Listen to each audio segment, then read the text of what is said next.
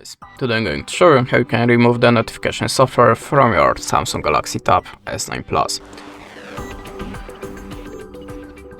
So at the start, if you see something like that in your notification bar, or something like that when you're trying to visit any site, just spamming pop-ups, that means you have a notification software. And you can try to remove it by two ways: system settings and antivirus app. So now I'm gonna show you the first method.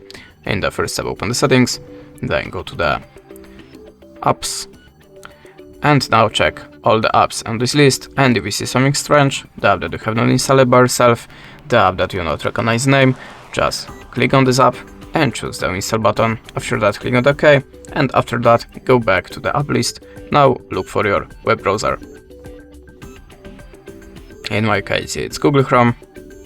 Oh, sorry, misclick. And again, never mind.